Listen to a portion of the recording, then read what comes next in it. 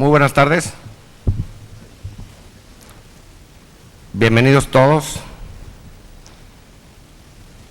Quiero agradecer la asistencia de las autoridades que nos acompañan hoy, de los presidentes de las cámaras y de los colegios, de los miembros de la Academia Nacional de Arquitectura, los profesionales de la arquitectura, ingeniería y construcción, los estudiantes que con tanto entusiasmo nos siguen siempre, público en general y sobre todo al señor gobernador Fernando Canales Clarión. Bienvenidos.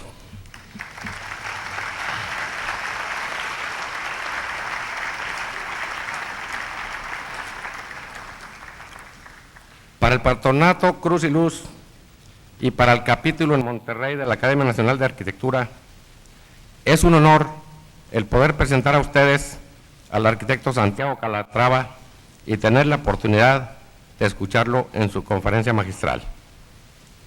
En este momento cedo el micrófono al arquitecto Óscar Bulnes Valero, como miembro emérito de la Academia y secretario de Desarrollo Urbano del Estado, para hacer la presentación. Muchas gracias.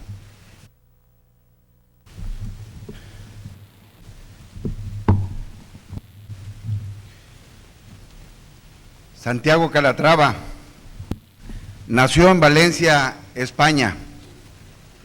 Estudió en la Escuela de Artes de Valencia. Obtuvo el título de arquitecto en la Escuela Técnica Superior de Arquitectura de Valencia. Realiza el posgrado de maestría en urbanismo. Es ingeniero civil de carrera completa por el Instituto Federal de Tecnología de Zúrich, Suiza. Es doctorado en Ciencias Técnicas de Arquitectura también en ese país. Santiago Calatrava es una destacada figura del mundo de la arquitectura e ingeniería contemporáneas. Su obra más conocida, de Puentes y Torres, está estrechamente relacionado a sus propios dibujos del cuerpo humano y a sus esculturas de formas geométricas inspiradas por las dinámicas del movimiento y la tensión. Más recientemente, Calatrava ha sido reconocido por las formas espectaculares de las estaciones de ferrocarril que ha diseñado en Zúrich, Lyon, Francia, Bélgica, Portugal y otros. Su trabajo está situado en la intersección del arte, la arquitectura y la ingeniería, y se ha convertido en una de las nuevas figuras de una generación que está determinando la forma del diseño arquitectónico del futuro. Es probable que sus nuevos proyectos en el mundo cambien la manera en que se ve la arquitectura, la ingeniería civil contemporáneas. Sin mencionar sus obras, que él se encargará en su exposición, solo de alguna síntesis de reconocimientos de su trabajo. Ha recibido el Premio de Arte de la ciudad de Barcelona por las obras ahí realizadas, el Premio de Fomento de las Artes y Diseño en España, Premio Fritz Schumacher por Urbanismo, Arquitectura e Ingeniería en Hamburgo, Medalla de Oro del Instituto de Ingeniería Estructural de Londres, Doctor Honoris Causa de la Universidad Politécnica de Valencia, Doctor Honoris Causa de la Universidad de Sevilla, Doctor Honoris Causa de Letras y Estudios Ambientales en Edimburgo, Inglaterra, Honoris Causa de la Real Unión de Arquitectos de Escocia, Doctor Honoris Causa en Ciencias de la Universidad de Salford en Inglaterra, Doctor Honoris Causa en Ingeniería de la Escuela de Ingeniería de Milwaukee en Wisconsin, Doctor Honoris Causa de Ingeniería Civil de la Universidad Casino en Italia, Doctor Honoris Causa de Tecnología de la Universidad Luno en Suecia. Recientemente, Premio Príncipe de Asturias a las Artes en España, Medalla de Oro de la Sociedad del Concreto de Londres, doctor honoris causa de Arquitectura de la Universidad Ferrara en Italia. Adicional a esta síntesis, múltiples exposiciones de su trabajo y de su obra escultórica en los 5 continentes, entre otras ciudades en el mundo, en Zúrich, Brasilia, Helsinki, Londres, Estocolmo, Nueva York, Copenhague, Moscú, Tokio, Madrid, Lisboa, Valencia, Bilbao, Milwaukee, Israel. Calatrava, la renovada óptica del movimiento, la obra de Santiago Calatrava, integrada por más de 190 proyectos, con más de 51 realizados o en construcción. No es solo el trabajo de un arquitecto, sino la visión ecuménica de quien conoce la esencia vital, el movimiento. El resultado es siempre emotivo e imprevisto. La búsqueda parece casi siempre obsesiva, amorosa e interminable. Santiago Calatrava, un hombre con visión universal, en una ciudad donde se han dado hombres de aquí, de allá y de más allá, también con visión universal, en las letras, en las artes, en las plásticas y en muchas otras áreas.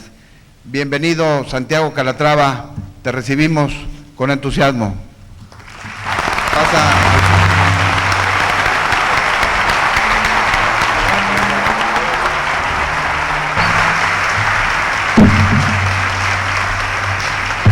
Gracias.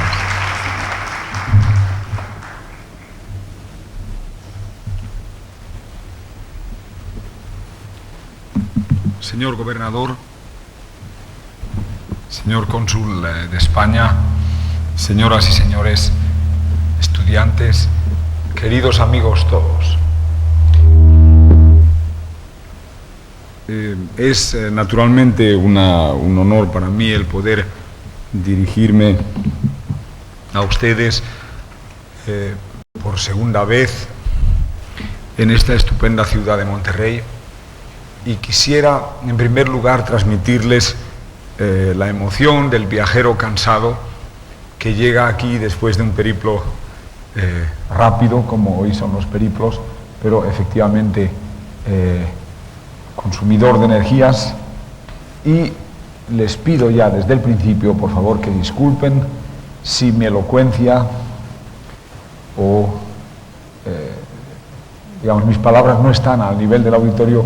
Por favor, piensen que efectivamente el hacer un salto transatlántico, el llegar ayer noche a la 1 de la mañana, de la madrugada, o ayer, o hoy a la 1 de la madrugada, y estar aquí delante de ustedes, es efectivamente para mí un gran motivo de satisfacción, pero puede que sea también al mismo tiempo motivo de confusión y de inseguridad.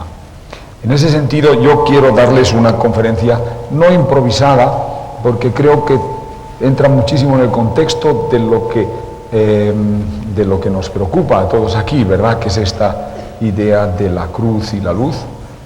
Y pienso que servirá, o que puede servir, para introducirles a ustedes en un contexto de aquellas preocupaciones y aquellos, digamos, aquella búsqueda que mi trabajo digamos, que se expresa en mi trabajo de estos últimos 15 años respecto a la noción del movimiento, a la noción de la dinámica en la arquitectura, a la noción también, pero, de la contextualización de la arquitectura en el paisaje, de la contextualización de la arquitectura no solamente en el paisaje material, sino en el paisaje cultural y sobre todo en el paisaje humano, si se quiere llamar así a el contexto cultural y humano en el cual estas obras se desarrollan. Véanlo, pero por favor no como una conferencia magistral, sino sencillamente como la modesta aportación de un arquitecto que se siente tremendamente motivado por el simple hecho de ser un arquitecto y por el simple hecho de intentar contribuir con los medios de las obras discretas pero continuas que se van haciendo a el contexto y al quehacer de la preocupación de lo que podría llamarse aunque es una palabra muy pretenciosa, de la vanguardia de la arquitectura hoy.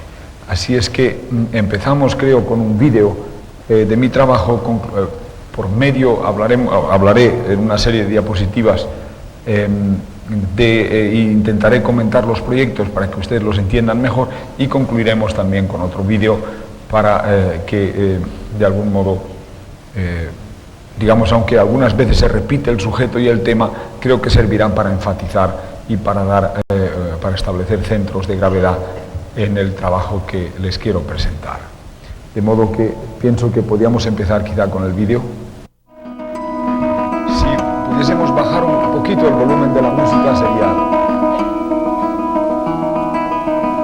Estos son esculturas, es decir, yo empecé en una escuela de bellas artes y en realidad mi primera vocación era la de dedicarme a la pintura y a la escultura, cosa que hago con asiduidad, es decir, lo hago desde siempre prácticamente, y desde hace 20 años sistemáticamente a través de estos objetos que, digamos que son parte de una búsqueda como escultor, pero al mismo tiempo también, digamos, son los motivos y digamos, son el archivo de formas que luego desarrollo en la arquitectura. Estos son piezas hechas en Carrara, por ejemplo esta blanca o la negra hecha en Nero absoluto, en Diabasa. Esto es una escultura en el jardín de mi casa dedicada al viento.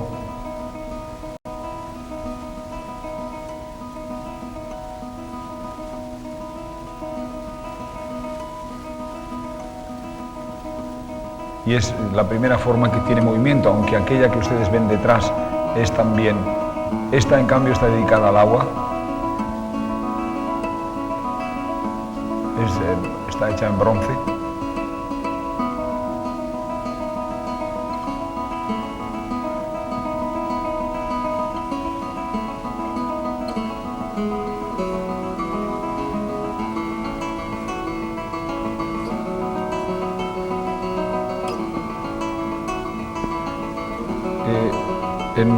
Esto es una primera escultura de grandes proporciones, en el sentido de que prácticamente es penetrable. Van a ver ustedes ahora primero una maqueta, un estudio en maqueta, es también una estructura móvil.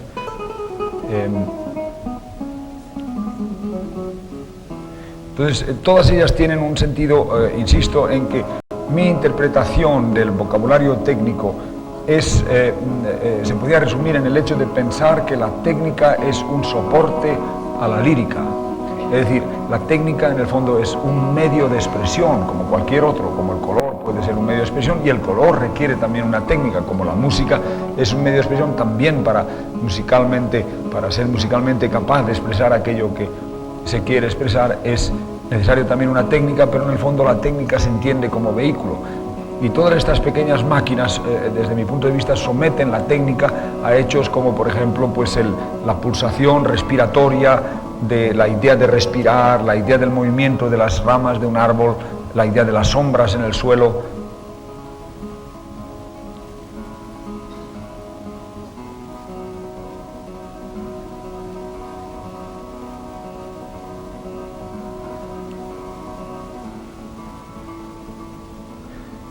Estas ideas del movimiento se traducen de formas estructurales a formas que ya se aproximan más a una solución arquitectónica, en el sentido de que si la arquitectura tiene la servidumbre de la funcionalidad, en el sentido de que tiene que funcionar y tiene que servir al hombre, ¿verdad?, directamente, y además a través de de algún modo reclinándose al hecho de la presencia del hombre, ¿verdad?, para adaptarse a sus necesidades, al mismo tiempo tiene la gran ventaja sobre la escultura, que es mucho más abstracta, de la penetrabilidad. Entonces aquí ven un estudio de una fuente para una plaza. Es una plaza en un municipio en la provincia de Alicante que se llama Alcoy. Alcoy es un sitio que, digamos, apasionado, ¿verdad?, como muchas de estas ciudades en las que tiene una plaza en la que prácticamente ocurre todo lo que ocurre en la ciudad, ocurre en esta plaza. Se llama La Bandeja. Y esta plaza, o la Plaza de España, y esta plaza tiene una fuente que nosotros remodelamos a través de esta estructura para que se pueda estar sobre la fuente. Es decir, dado que se llena de tal modo de gente, la plaza, ¿verdad?, era absolutamente necesario el poder cubrir la fuente para que durante las fiestas se pudiese también utilizar como un podio esta zona de la fuente. Hemos dispuesto una serie de lámparas y ven ustedes unas ranuras de vidrio porque en la parte inferior de esta plaza, de dimensiones relativamente reducidas para la cantidad de gente que cabe en ella, hay un salón público, el salón municipal. Aquí ven ustedes el municipio. Entonces se accede por ambos lados a este salón municipal, que es un espacio de permanencia pero también de transición, y está realizado con arcos de hormigón que ven ustedes aquí. Entonces, la particularidad de que la plaza sea trapezoidal lleva al hecho de que en una parte tenemos un módulo de un arco, en la otra parte el doble, un módulo de 2 arcos. Entre el tiempo los arcos van creciendo y la intersección de los mismos da lugar a una especie de columna vertebral. La luz que ustedes ven es luz natural, que entra a través de las entalladuras del vidrio. Aquí la escalera de acceso con un arco.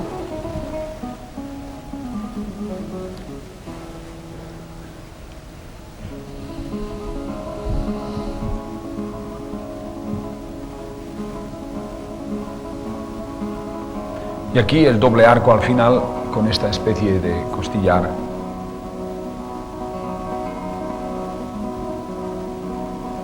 La luz que ven ahora, excepto la de las lámparas, es natural.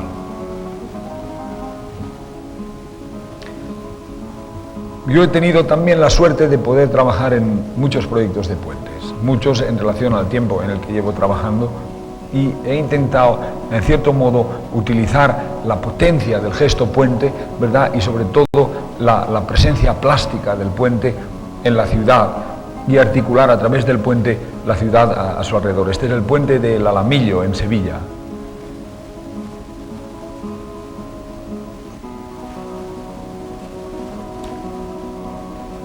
En esculturas dedicadas al viento también y a las tensiones, los cables. Son también elementos de la escultura que yo utilizo. Este es el puente de Bilbao. Es una pasarela peatonal, yo diría, ínfima en el sentido de la cantidad de material que se ha utilizado para construirla.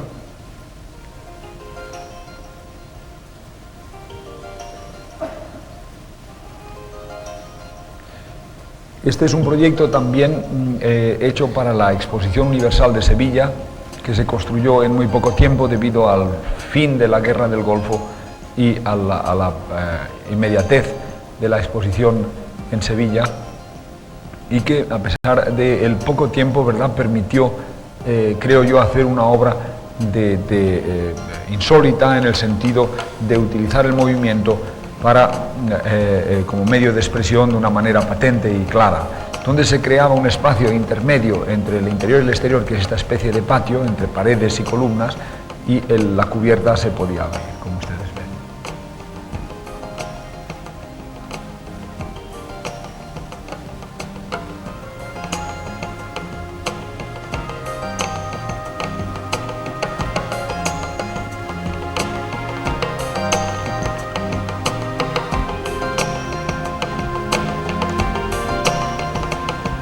El pavimento de la terraza estaba hecho en mármol semitransparente que daba luz al espacio inferior, y aquí ven ustedes, a través de la manipulación de cada uno de los motores y de una manera programática, se podían crear formas que daban al pabellón la presencia de una escultura en medio de la expo.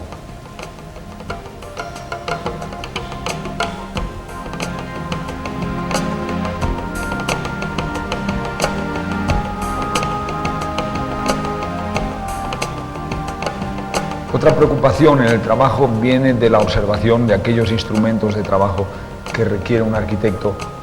Entre otros, yo pensaba que el ojo seguramente es decir, la idea de la visión, la idea de ver y de percibir el mundo exterior e interpretarlo, y el control óptico de la obra es uno de los aspectos más vitales del trabajo de un arquitecto, quizá más que el dibujo en sí mismo. Yo pienso que la arquitectura por su alto grado de abstracción requiere sobre todo una gran capacidad de síntesis. Esta máquina que ustedes han visto ha sido siempre un pretexto recursivo para determinados edificios, como por ejemplo este en St. Gallen.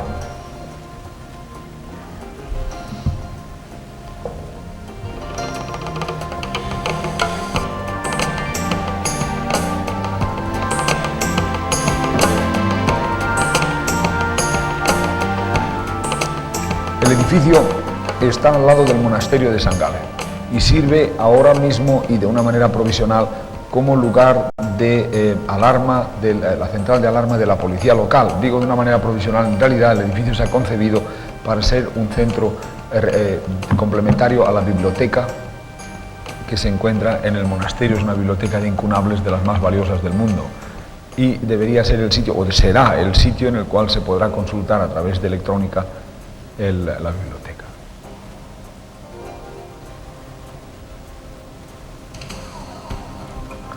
Naturalmente el control de la luz en el interior es fundamental. Esto es la Catedral de St. Gallen, que está justo al lado, es patrimonio de la humanidad, y así también el recinto en el que se encuentra este edificio. Hemos también restaurado las antiguas bodegas del monasterio y las hemos convertido en una sala de exposición. Lo que ustedes ven aquí son solamente fotos de la obra, ¿verdad? Pero les da una idea también de la creación de un espacio de transición entre la autoridad, digamos, religiosa y la autoridad cívica, en el sentido de crear un sitio de encuentro. Este proyecto tiene interés el mostrarlo porque, en primer lugar, es un proyecto solamente de remodelación de un edificio en Basilea del siglo XIII. Es decir, hay vestigios de arquitectura del siglo XIII hasta el barroco. Era el antiguo ayuntamiento de Basilea. Entonces hemos hecho una serie de intervención muy puntual dentro de este contexto histórico, introduciendo aquellos elementos nuevos como elementos per se, por ejemplo esta escalera de acceso a la sala de teatro, el guardarropía de la sala de teatro, en el que además la movilidad y la transformabilidad de los elementos juega un papel importante.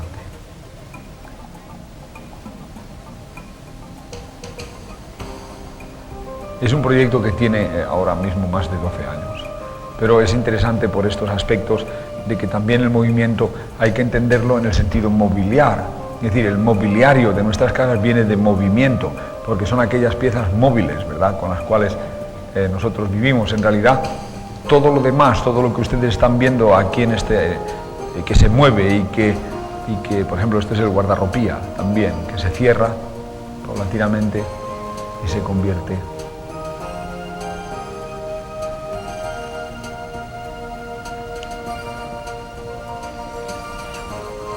Este es un proyecto hecho para la ciudad de Toronto, en el que yo fui, en realidad se me cuestionó como escultor. Se trataba de hacer una contribución a la obra de este complejo de oficinas de Urbano a través de una escultura. Yo propuse esta escultura de acero, que es la galería que une y liga los diferentes edificios, como ustedes ven, creando así un espacio público y dando un carácter particular a esa zona, que es una zona de trabajo y del cotidiano.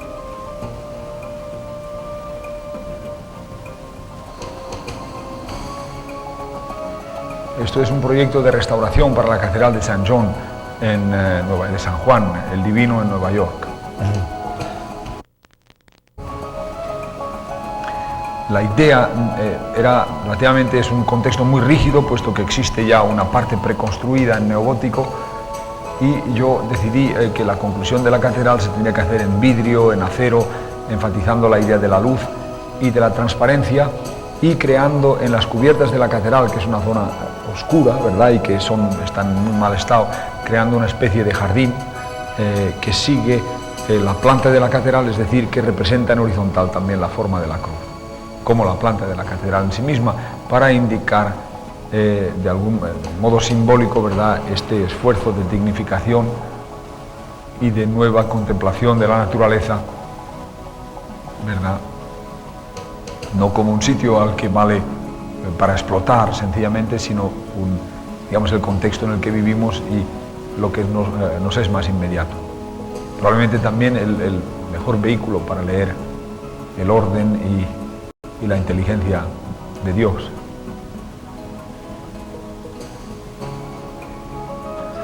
Esto es un pequeño estudio de un pabellón para hacer como entrada al proyecto de Louis Kahn el monumento a Roosevelt en la Roosevelt Island, delante de las Naciones Unidas. En realidad es un pequeño edificio de servicios en el que la gente que va a visitar la isla puede encontrar un bar, servicios higiénicos, etcétera, etcétera, y que tiene esta cubierta que se abre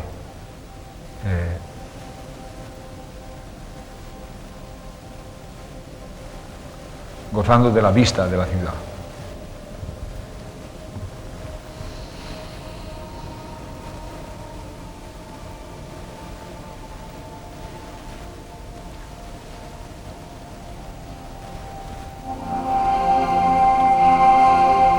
Una especie de pequeño restaurante o de restaurante en la parte superior, accesible por este puente que ustedes han visto y en el que se ven las Naciones Unidas y la ciudad de Nueva York. Entonces la cubierta que ustedes ven tiene una función de parasol.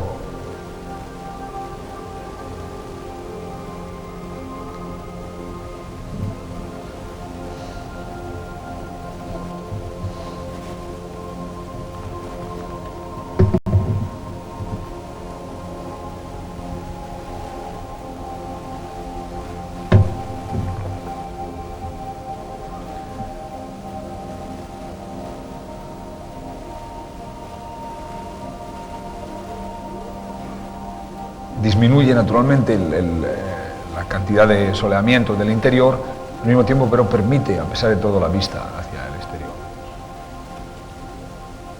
La idea es muy sencilla, es una especie de flor, como si fuese un cactus que se abre y se cierra durante el día y la noche, una flor de cactus.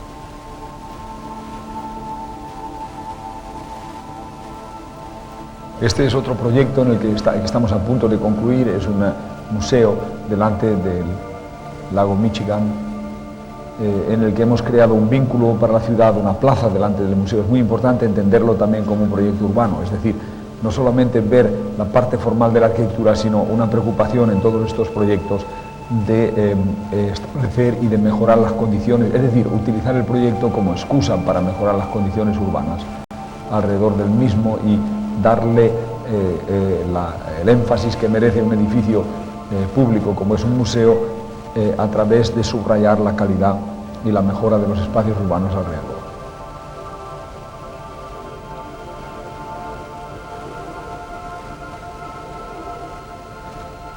Bien, sobre este proyecto también hablaré en la conferencia en las diapositivas. Es una de las mayores inversiones culturales, si no la mayor, que se están haciendo en Europa ahora mismo, y consiste en una serie, es un complejo de museo, planetario, ópera, arboretum, escuela de música, palacio de mini congresos, puentes a lo largo de 1,2 kilómetros que flanquean el río y que va a rehabilitar la zona del barrio de Nazaret que se encuentra a la sombra del puerto de Valencia. Es decir, que es un esfuerzo de intervenir por parte de la autoridad pública para, generando edificios de una determinada calidad, ¿verdad?, y bajo un concepto común, el crear una zona atractiva que efectivamente se está desarrollando últimamente de una manera, es decir, como consecuencia de esto, de una manera evidente, y es que se está construyendo alrededor y se está mejorando la calidad urbana de toda aquella zona de una manera patente y clara.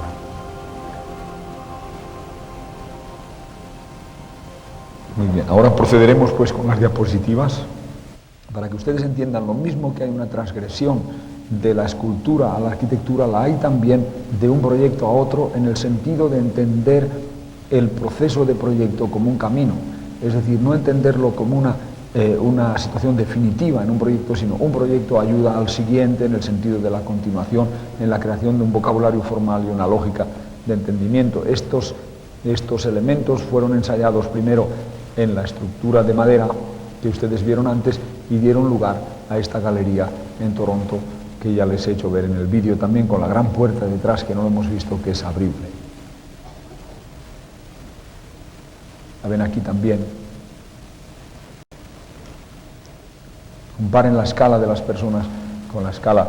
Es este el punto que yo encuentro que es esencial de entender entre las arquitecturas, entre la arquitectura, entre las muchas prerrogativas de la escala, la que yo encuentro que, de la arquitectura, la que yo encuentro que la distingue netamente y donde gana completamente a la escultura es en la escala, es decir, el hecho de poder penetrar estas personas, de poder penetrar un espacio que tiene esta magnitud. Aquí ven ustedes la galería en la noche.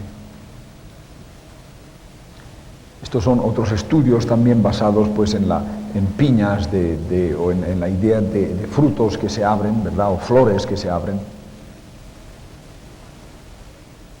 Y este es el pabellón de Kuwait del que yo les había hablado antes. Tiene dos particularidades. La cubierta, debajo está la sala de exposiciones, la cubierta, que es una especie de pequeña placita o de patio, ¿verdad? Está cubierta por este umbráculo de hojas de madera, ¿verdad? O de escamas de madera, y tiene un pavimento de mármol semitransparente. Estas escamas se abren, como han podido también percibir en el vídeo, y dan lugar a formas esculturales en el sentido de que se puede programar la apertura de cada una de ellas a través de los motores correspondientes.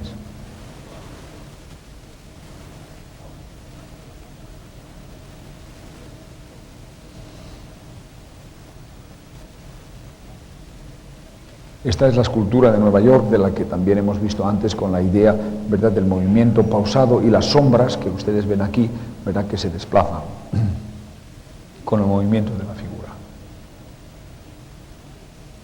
Nuevo, es un caso límite entre escultura y arquitectura, o pequeña arquitectura, en el sentido de que efectivamente es penetrable y que sirve pues, como pabellón en el marco del jardín.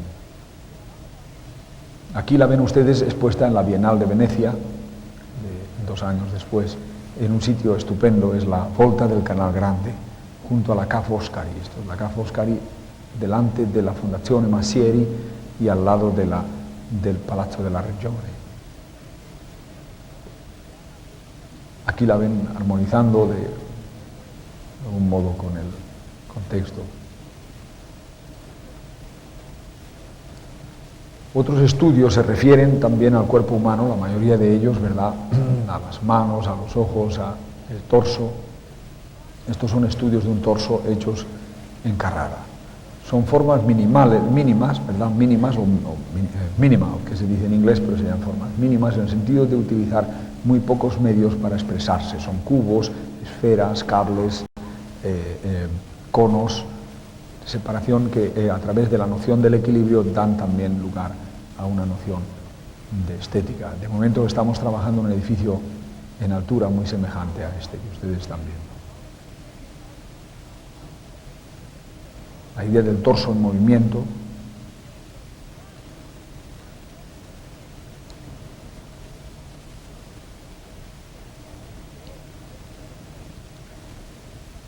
Si la escultura anterior estaba hecha con cables comunes, aquella estaba hecha con cables independientes, y todos estos estudios son la base de este puente. Es decir, este puente no hubiese sido posible si esos estudios no se hubiesen hecho. De algún modo, pienso que, e intento otra vez subrayarlo, ¿verdad?, es el hecho de entender la arquitectura que se hace no como una meta o como un fin que se tiene delante de los ojos, sino como un camino que se recorre a través de una búsqueda y de una aproximación a la problemática de la arquitectura, a través del entendimiento de la problemática de la plástica escultórica, a través de la técnica ingenieril y a través de sintetizado, si se quiere, con una visión arquitectónica.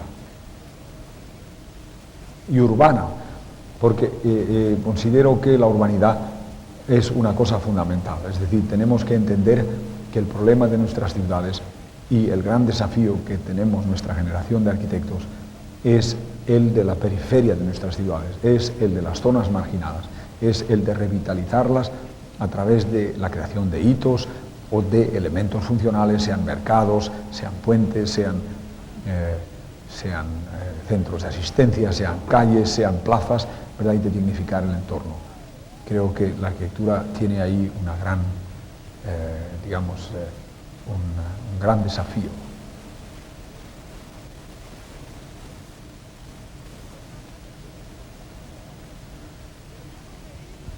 Esto es mi ciudad natal, Valencia. En fin, yo no puedo pasar a lo mismo que entiendo como ustedes se sienten atados a su ciudad y como yo lo veo de una manera viva a través de estas personas que han venido a verme y que han buscado de mis modestos servicios, ¿verdad?, para poder contribuir a, digamos, entiendo exactamente ese modo de ver las cosas, porque yo también, y de una manera muy viva y muy, digamos, y utilizo esta ocasión para subrayarlo, me siento ligado a mi propia ciudad.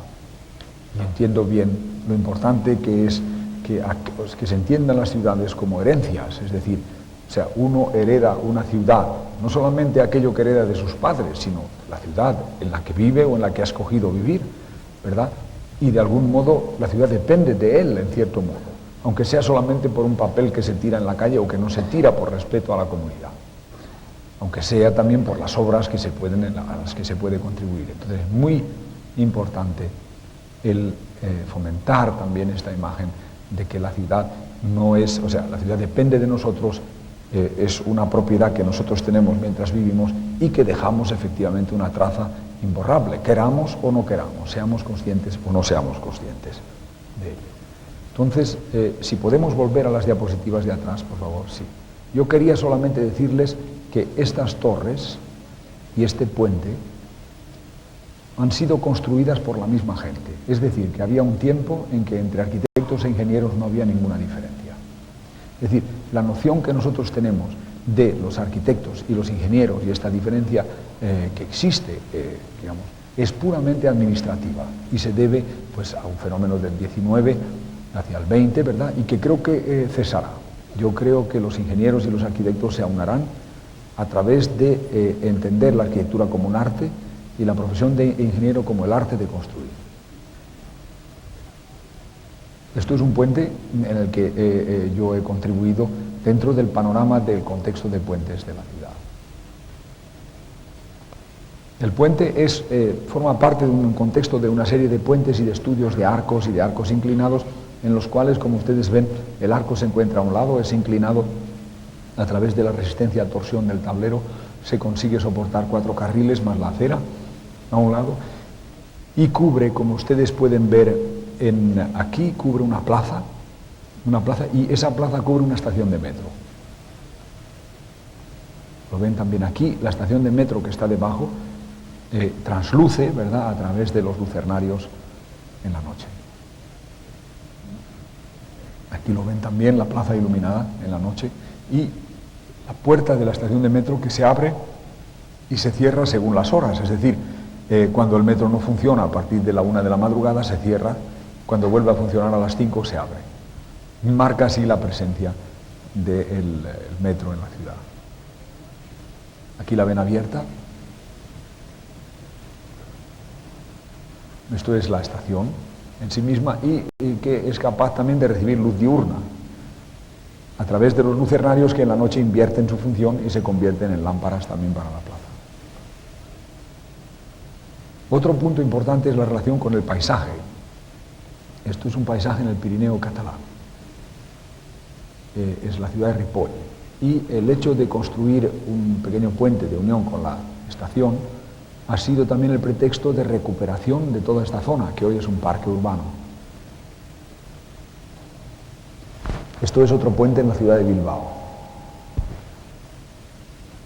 La iluminación viene por debajo y se ilumina el pavimento de vidrio que comporta la calzada. Otra vez un puente en el paisaje, en Mérida, delante del puente más antiguo, puente romano de Mérida. Otro en Ondarroa, delante en el País Vasco, intentando captar el pintoresquismo del puerto, ¿verdad? Es el nuevo acceso al puerto. Otro en la ciudad de Murcia como parte de un conjunto de puentes. Y, insisto, por una parte quisiera subrayar el hecho de que el puente efectivamente es un hecho técnico, pero sobre todo es un hecho también contextual. En el caso del puente de Valencia es una especie de gran escultura urbana. En el caso del puente de Ripoll es un gesto que lo que ha querido es revitalizar una parte de la ciudad deprimida hasta entonces. En el caso del puente de Bilbao es otra escultura ligerísima y liviana en el contexto de cerca del Guggenheim. En el caso del puente de Ondarroa intenta respetar el paisaje, así también en el de Mérida.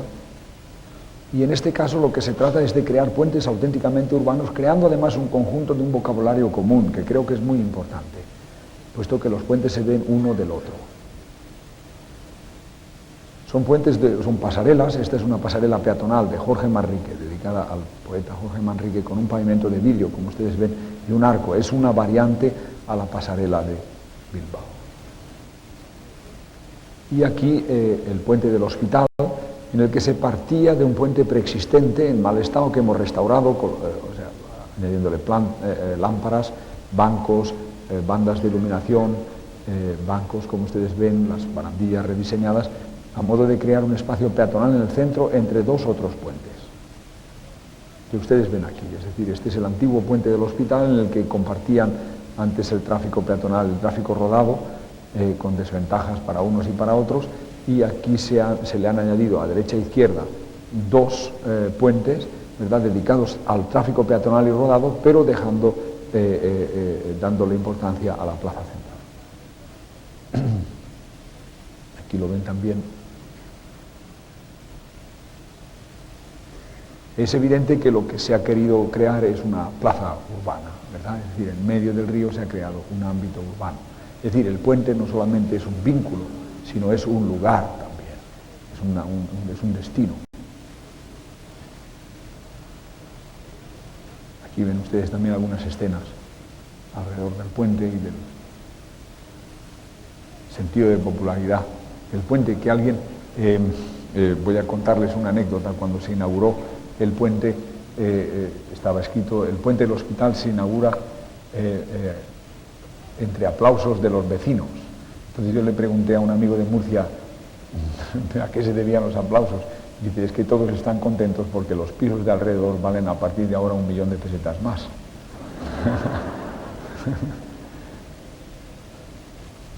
En fin, que es otro modo también de entender. Esto es otro modo también de utilizar los arcos. Es una feria de muestras y palacio de congresos hecho con unos medios, digamos, relativamente arduos, ¿verdad?, para Tenerife. Es el arco más grande que he construido. Tiene 260 metros de luz. Esto es la torre de comunicaciones para los Juegos Olímpicos de Barcelona, en Montjuïc. Aquí la ven también. La idea era hacer una figura oferente de la telecomunicación de los Juegos Olímpicos al mundo. Es evidente la parte escultórica del trabajo. Ahora quisiera hablarles de algunas esculturas en términos precisos. Esto es una escultura hecha en diabasa, es prácticamente una forma cuasi matemática, ¿verdad? Es decir, a diferencia del vocabulario formal que utilizo como como arquitecto, el que utilizo como escultor es, insisto, es muy reducido. Es decir, o sea, es una decisión, es decir, para ir a la esencia del problema en cuanto a aproximación al problema, he querido reducir los medios sin minimalizarlos al mínimo. Una de las esquinas de la escultura que ustedes han visto, podrían verla aquí, sería esta pieza, sería como una de las esquinas, ¿verdad? Y esta esquina se puede abrir. Entonces, en el Museo de Milwaukee hemos utilizado el recurso formal proveniente de la escultura y de la esquina, tal y como ustedes la han visto, para generar esta cubierta, que es un icono de lo que ocurre en el interior del museo, como si todo el museo se transformase en una gran escultura. Lo ven también aquí.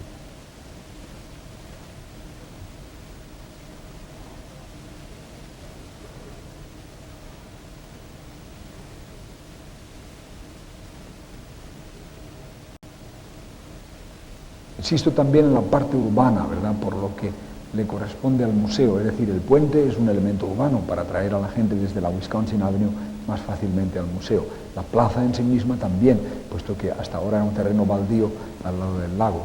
Y en ese sentido lo que hemos hecho es extender la ciudad hasta el borde del lago.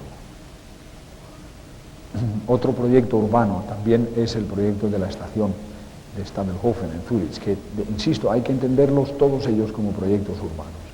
En la medida en que a través de estos puentes se establece y esta plataforma y este paseo longitudinal en cornisa, se restablece la conexión entre los dos barrios, el barrio del Seefeld y el barrio de la Alta, del Paseo Alto, que, como ven, además tienen dos caracteres muy diferentes, porque este es un paseo, digamos, es un barrio de verde en colina, mientras que este está hecho sobre los antiguos terrenos del lago y es plano, enfatizando con el corte, ¿verdad?, la presencia del ferrocarril, pero intentando mitigarla hasta el punto de que prácticamente la estación es una no estación, porque es un sitio en la ciudad en el que también pasan trenes.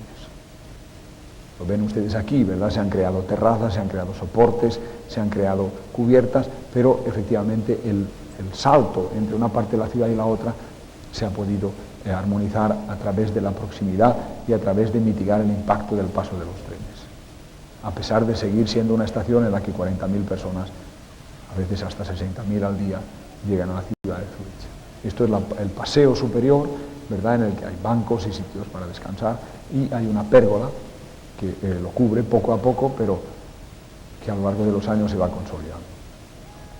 Esto es una estación de carácter también diferente respecto al entorno.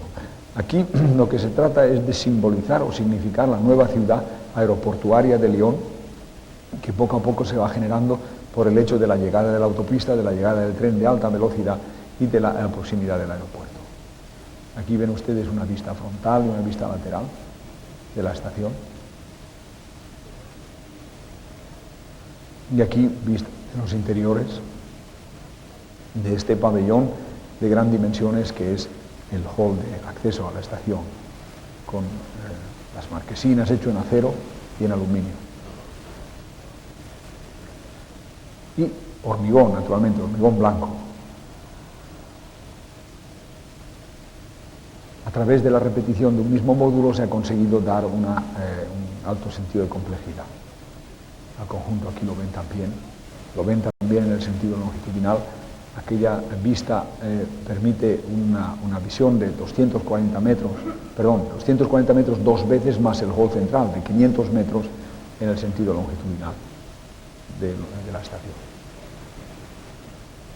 Aquí lo ven ustedes iluminado en la noche, ya que la iluminación efectivamente es un elemento muy importante. Es decir, en contraposición al caso de la estación de Zurich, esto es un elemento que quiere convertirse en un icono y en un símbolo fuerte de toda la ciudad que se va a desarrollar alrededor. Otro caso también peculiar es el caso de la estación de Lisboa, hecha para la Expo de Lisboa, pero efectivamente es la nueva estación de Lisboa, puesto que hace que la estación de Santa Apolonia pase a ser una estación secundaria, y ya que los trenes que van de norte a sur pasan ahora a través de ella y será la estación que recepciona todos los trenes provenientes de la península ibérica. Entonces se trata en este caso de, si algunos de ustedes conocen Lisboa, yo lo que he querido de algún modo recoger en esta estación es sobre todo la gran transparencia y la limpieza y la calidad de la luz atlántica de esa ciudad, ¿verdad?, creando esta especie de bosquecillo de palmas o de árboles, ¿verdad?, en un promontorio que es la estación, y sobre todo, como insisto, dándole un gran sentido de calidad urbana en los pavimentos, en el tratamiento de los espacios externos, y creando también, insisto, entendiendo la estación como un sitio penetrable, abierto, al que se puede fácilmente acceder. Lo ven aquí, tiene una estación de autobuses, en la parte superior está dedicada a los trenes, y es efectivamente la plataforma multimodal más grande construida en Europa, y tiene 250.000 metros de superficie construida, con un aparcamiento de 2.000 vehículos, una gran estación de autobuses regional, y la estación en la parte superior más centro comercial, más estación de metro, etc. Aquí la ven desde el frente. De nuevo, como en Lyon, también se ha dado gran importancia a la transparencia para facilitar y a la facilidad de orientación del viajero. Estos son espacios internos en la zona de hormigones, en la zona...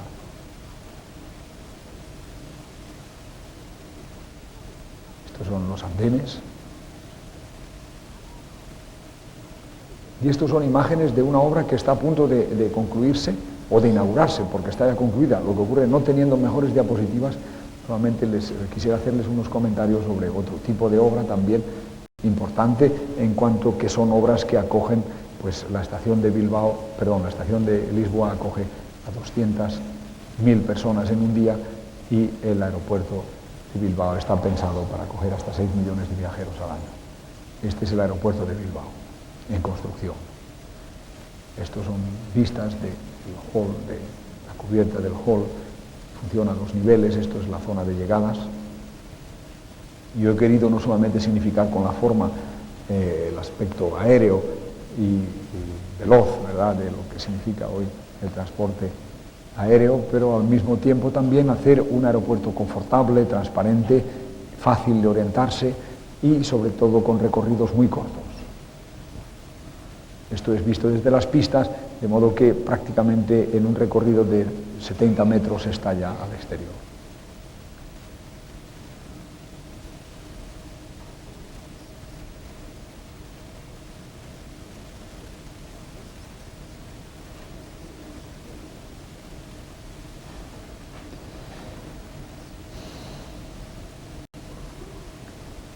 Esto es un proyecto también de desarrollo urbano en Valencia, y insisto en que quisiera que entiendan que, independientemente del carácter formal de estas obras, detrás de todas ellas hay una visión de ciudad, y hay una visión urbanística, y hay una visión de integración de las obras en el contexto urbano, sobre todo como pretexto de mejora de las circunstancias.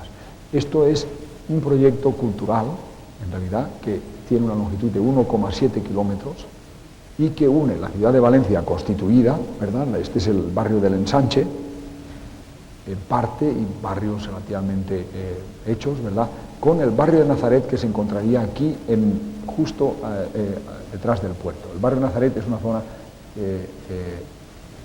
que necesita urgentemente ser recuperada.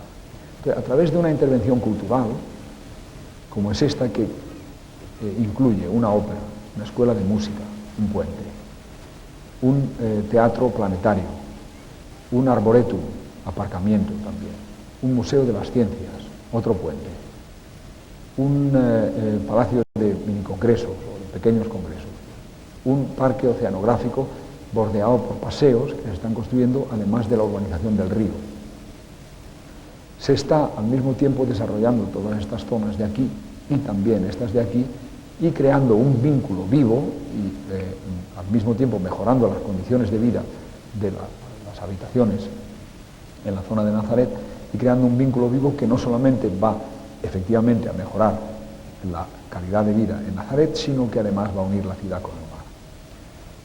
Entonces, es un ejemplo, insisto, en que la intervención de la autoridad pública, ¿verdad?, se limita a crear unos edificios importantes, y a través de la presencia de los edificios se genera una actividad privada a ambos lados a gran escala. Allí ven ustedes el Museo de las Ciencias, prácticamente, digamos, todavía en construcción, pero que ahora ya está prácticamente acabado. Esto es la maqueta del proyecto, en la que ven ustedes el edificio de la ópera. Detrás están las escuelas de música y conservatorios. Esto es el teatro IMAX, esto es el teatro, digamos, el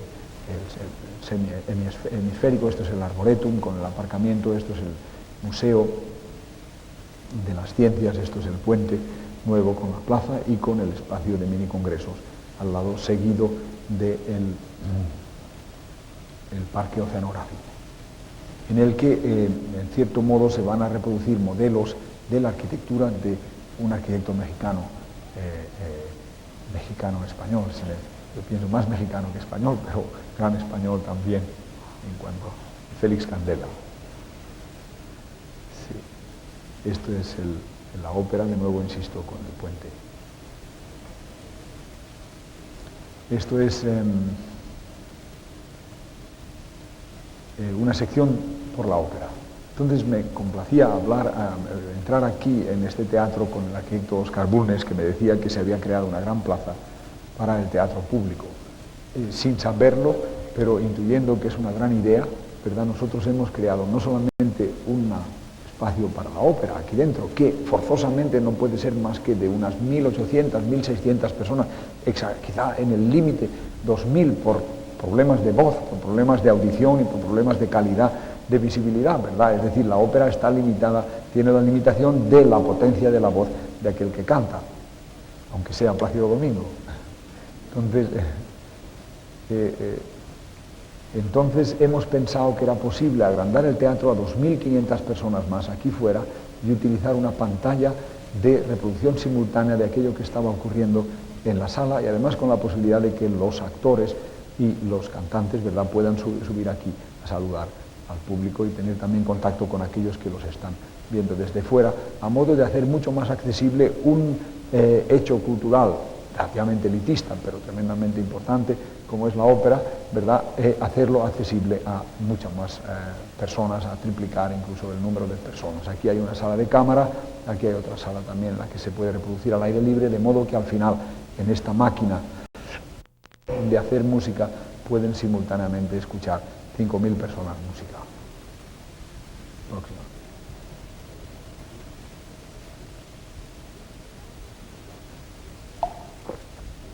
Esto es el museo. Perdón.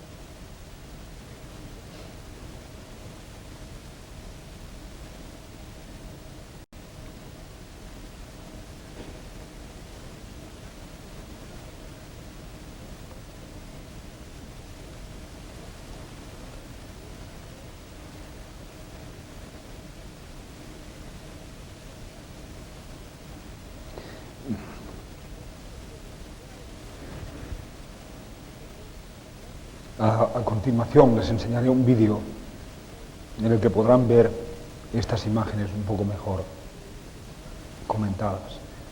En todo caso, decirles que es un esfuerzo primero en crear un lenguaje común entre los edificios, segundo, en hacerlos accesibles a todo el mundo, porque lo mismo para acceder a la ópera que para acceder al IMAX, no es necesario, es decir, para acceder a los edificios no es necesario pagar entrada.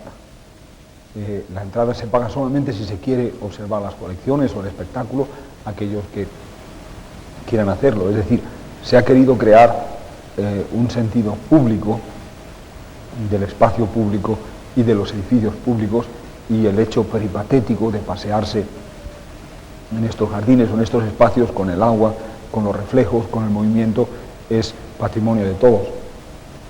Y pienso que, en fin, todavía nos queda bastante por hacer, nos quedan unos 4 años de trabajo, pero espero que dé al final un conjunto, insisto, en el que se pueda de un modo u otro entender también una aproximación al aparato museístico a través de que la ciudad es el escenario del museo y no... es decir, el museo como un elemento separado, o el edificio IMAX es también, digamos, una parte de la ciudad, y todos estos recorridos de aproximadamente diversos kilómetros de recorridos, ¿verdad?, son también parte de la nueva zona de Valencia, entre Valencia y el mar. Ahora les enseñaré otro vídeo, también para concluir, en el que voy a tener que hablar bastante menos, puesto que es un vídeo que tiene, digamos, es una serie de imágenes acompañadas de música, todas las cosas que creo que enfatiza también, y pienso que a veces una imagen vale más que 1000 palabras, y sobre todo si va acompañada de la música. Otra preocupación, quizá digamos, menos evidente, pero que es el interés que yo he tenido, o la gran compañía que ha sido para mí hasta hoy, y lo seguirá siendo, la música, ¿verdad? Digamos, y en este sentido pienso que lo que ha hecho el artista que ha hecho este vídeo, el vídeo primero es un vídeo hecho más o menos por nosotros, ¿verdad? El segundo, en cambio, ha estado hecho por un artista sin ninguna pretensión de gran arte, pero con la idea de dar a conocer la arquitectura casi sin palabras.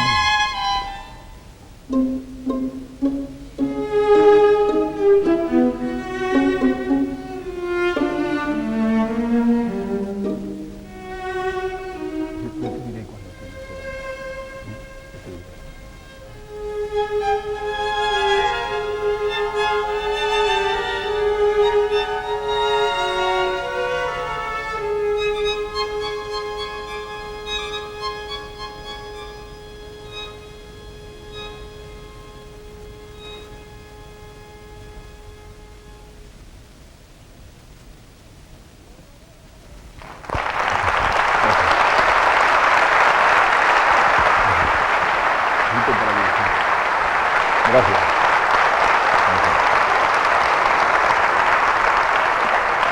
Necesito un lápiz para dibujar. Ah, sí, muy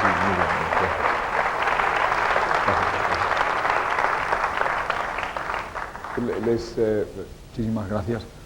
Les voy a hacer, siempre con esta idea de que una imagen de más que 1000 palabras, les voy a dar 3 interpretaciones de la idea de cruz y luz.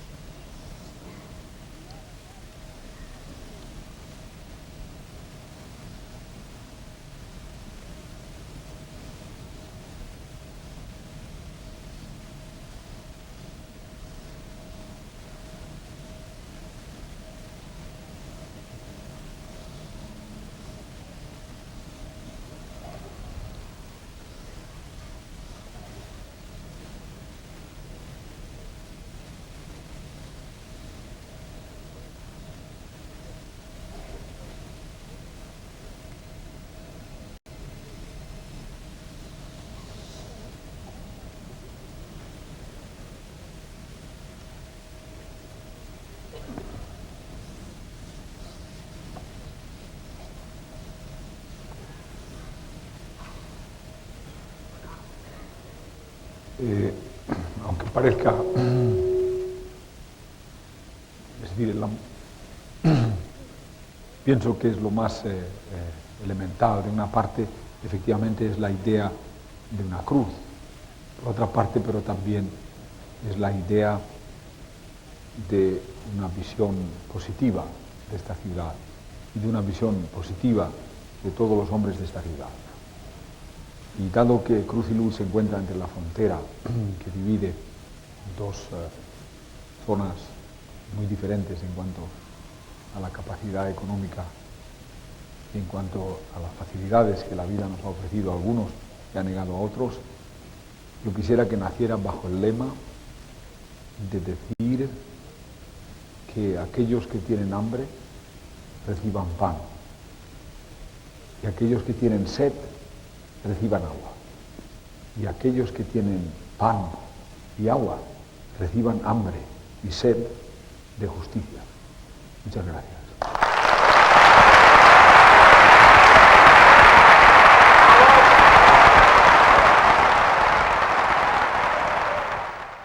Creo que en esta ocasión las preguntas y respuestas salen sobrando. Por lo tanto, el Patronato Cruz y Luz y el capítulo en Monterrey de la Academia Nacional de Arquitectura agradecen a Santiago, el arquitecto Santiago Calatrava, el habernos acompañado el día de hoy con su magnífica conferencia magistral. Por lo tanto, quisiera pedir al señor Jaime Benavides Pompa, presidente del patronato, que nos haga el favor de acompañarnos para entregarle una presea de cristal en recuerdo de la Cruz de Monterrey y el diploma de la Academia, en donde tenemos el honor de recibirlo como miembro honorario del capítulo. Solicito también a nuestro gobernador, el licenciado Fernando Canales Clarión, nos haga el favor de acompañarnos como testigo de honor. Con mucho cariño, Santiago. Muchísimas gracias.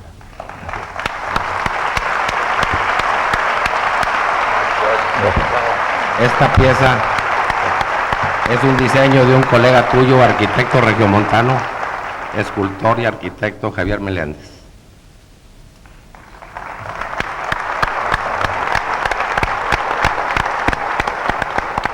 Quisiera pedirle también, por favor, al señor gobernador me haga el favor de entregar en nombre de la Academia este título, en donde esperamos nos acepte ser bienvenido como miembro honorable.